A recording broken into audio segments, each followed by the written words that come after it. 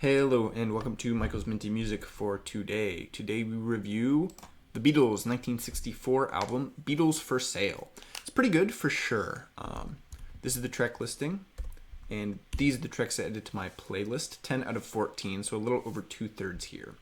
This album is definitely good. It's got the sort of traditional early 60s pop style, but it's still got a good variety of sounds. There's some country stuff here, classic rock, and there's a bunch of different sort of styles of ballads, which is really interesting. They really have a wide variety of sounds here that you don't hear in a lot of early 60s pop work. Most of the songs here are pretty good, even though a good amount of them are covers. I think there are 3 covers on each side, so it's about almost a little less than half covers. The Beatles have always been pretty good at doing these sort of covers, even though not this album, but after the next album, they stopped doing them. There are a few really great songs here, but most of them are just kind of good. The first side is probably better. The covers on the front are generally better than the sort of back covers, in my opinion. And the opening couple of originals are better than most of the originals on the back half, except for 8 Days a Week.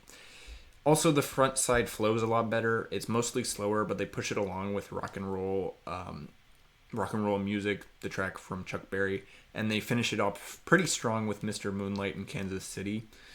Plus, having I'll Follow the Sun and then Mr. Moonlight is a very funny track placement. I really like that. But in contrast, side 2 starts off really strong, but then slows down really quick, and it kind of hollows out in the middle. The final 2 tracks kind of pull it back up a bit. What You're Doing is pretty good, but it's not enough to really make it work the same way that side 1 does. There were technically no singles released before the album, as at the time singles were pretty much separate from the albums. There were a couple of non-album singles that were released, but nothing super memorable. My favorite track here is definitely 8 Days a Week. It's definitely the best one. Really the only one here that's great. It's definitely a step above most of the other tracks, if not all of the other tracks here. I rank this album 10th out of the Beatles' 13 albums, so towards the bottom in that sort of early period. I really think they improved on every album they released until around 1966, 1967 or so, when they pretty much peaked and started sort of making the same level again. Thus, I think this album is better than their first 2 1963 albums and their other 1964 album, but not quite as good as their 2 1965 albums.